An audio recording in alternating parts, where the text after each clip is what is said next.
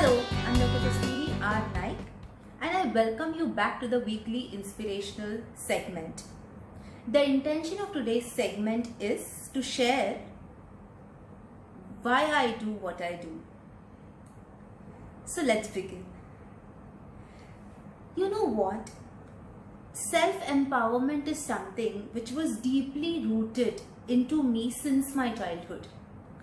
I was very fortunate enough to have both my parents talk about responsibility, accountability, empowerment, creativity, innovation continuously with me since my childhood, The very important lesson which I learned from them, both my mom as well as my dad, was celebrating success as well as failure, They told me that you learn from both your success as well as your failure.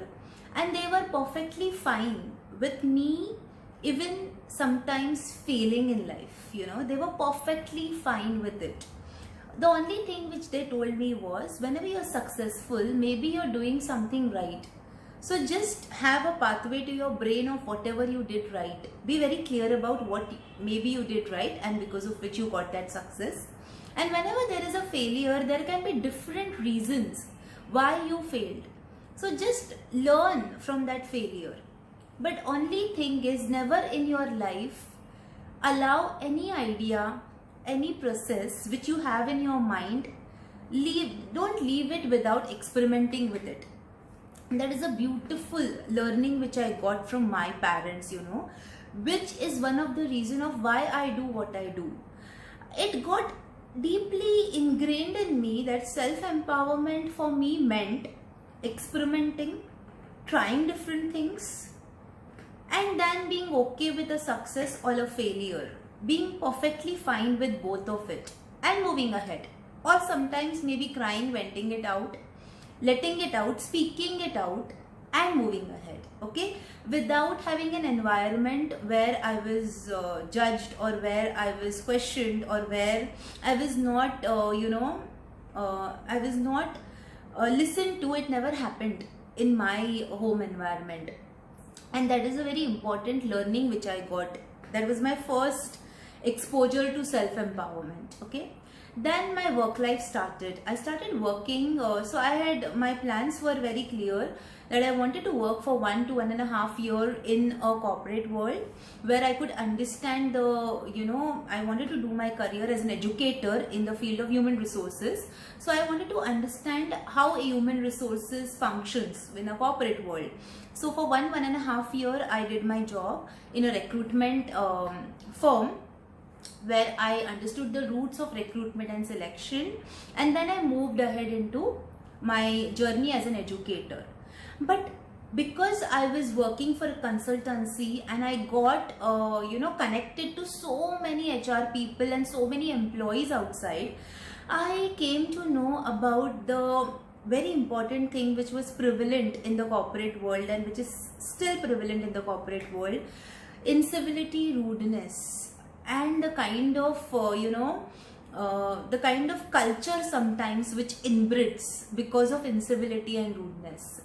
And this somewhere created a dissonance within me, because I was a person who always voiced my opinion, who always respected the power of expression, the power of belief, and the power of being okay even if I didn't did something right, because I knew that I will find out a way and do it right the next time. But that incivility, rudeness, name calling, taunting, digital and emotional abuse, that is all which created dissonance within me, and I decided that I will do my PhD on this topic. So I went ahead in my journey as an educator, where I started researching on these topics connected to incivility, connected to rudeness, and I came up through different researches, different literature reviews, where I found out that the percentage of incivility and rudeness in the corporate world was around 98%, okay? And I thought that, I have certain, taking into consideration this literature, taking into consideration whatever thoughts I had on this incivility and rudeness, I started going out and started voicing my opinions in the form of trainings, in the corporate arenas. Okay, I started taking trainings on leadership. I also started venturing into schools and colleges, and my main topic was connected to self-empowerment, was connected to talking your mind, was connected to nurturing a person with the heart and mind intact. Because I believed in it, you know, when I am talking with a person, I need to keep the heart and mind intact of the person. I need to understand the inner sense of adequacy of the person need to be respected. That was what all my sessions was working into. And I was lucky enough, or I was doing it right somewhere, because I started getting feedback, and especially the feedback started coming from the female workforce, okay, or the female entrepreneurs with whom I went and talked about this all topics connected to self-empowerment. So I thought I need to structure this, because I was also at that time in the process of reading a book, Start With Why by Simon Sinek, and I was very, very mesmerized by this book, and I was in the process of finding my why, and I thought that why can't self-empowerment be my purpose of life, spreading self-empowerment, talking about self-empowerment, researching on self-empowerment. And so I started taking structured feedback from these females, and I started asking them that what is it that is giving them those kind of energy from the sessions which I am delivering. And 3 important points which were again and again repeated from the participants of these workshops. They said that they could see the results and see the changes and see the transformations within them because of 3 very important points. First was, they said that in all these training workshops, I always talked about having a buddy, having a person, having somebody in their life with whom they can be the real them. Okay, there is a need. And this somewhere resonated with them, that they said, yes, we need somebody with whom we can be real, we can be vulnerable, we can cry, we can vent out and still will not be judged. There need to be this kind of person in your life, and they resonated with this thought. They thought that if this person is there in front, even if one such person on this earth would exist, with whom you can be real you, no airs, no frills and fancies, no no judgments, just a space with this person where you can just be the devil you want to be, you can be the real you can just vent out and talk whatever you want to talk. I said you need such person, and every 15 days you need to take your phone up and call such person and not be judged, not be questioned, and you need to reciprocate. That person need not judge you and you need not judge the person. It needs to be 2 ways, okay? And just imagine how the world will be. And they were like, this thing resonated with this, that providing a listening environment, providing listening without judgment.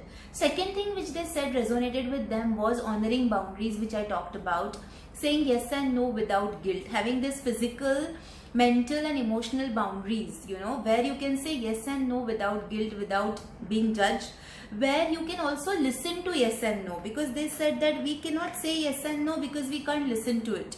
And that somewhere clicked with us.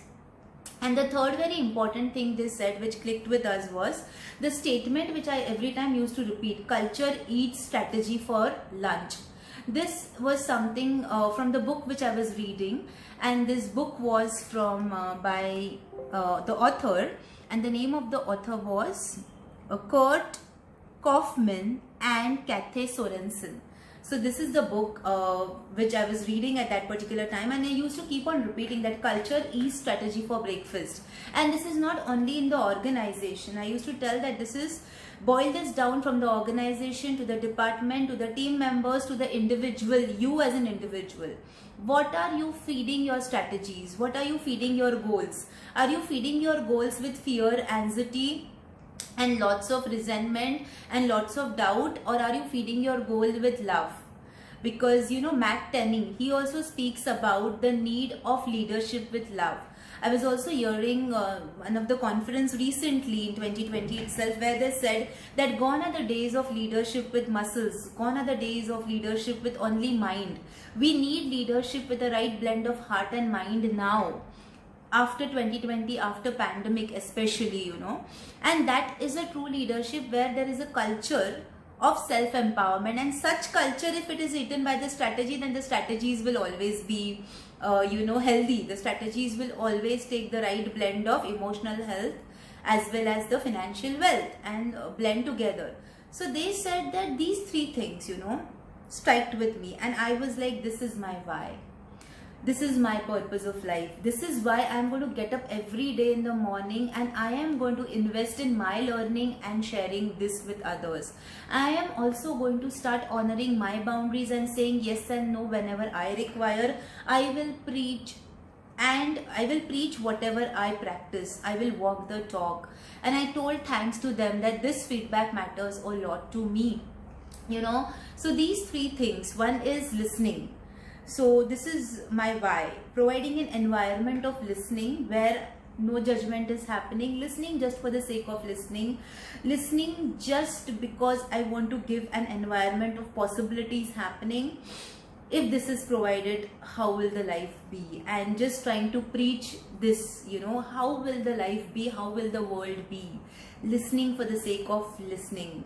Just imagine at your home, at your office space, this kind of environment is not every day, not possible. After every 15 days, you have somebody to whom you can go and just vent out without judgments.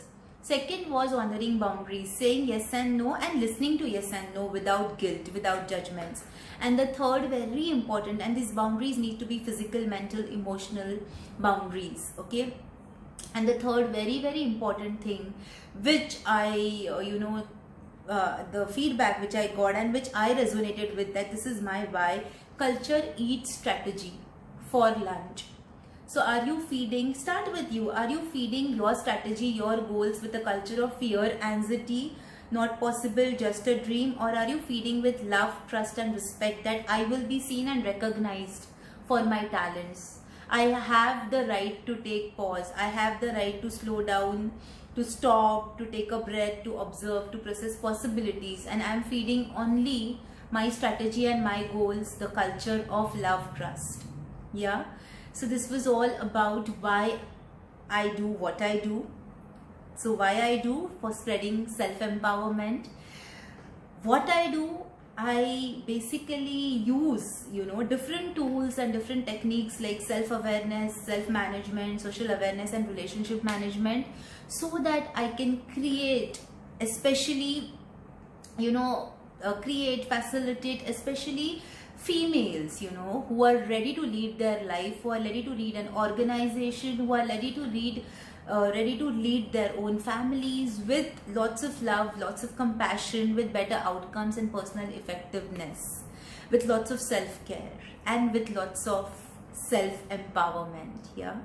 So I hope this helped you to reach towards your why. This will give you some insights into your why also. And the books which I recommended, do read those books. They are wonderful books, like, start with Why by Simon Sinek. It's beautiful book.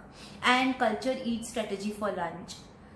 Both the books by Kathy Sorensen and Kurt Kaufman. Both the books are wonderful books, so go for it, read it and find your why. Your what and how will flow wonderfully then. Yes. If you feel that this intention of mine will empower you to find your why and will empower many others who will be watching this to find their why, I request you to like and share this video if you're watching on Facebook and LinkedIn. And if you're watching this video on YouTube, do subscribe and comment below with your why. I would be eager to know what is your why. Take care, stay protected. See you next time with a new weekly inspiration segment.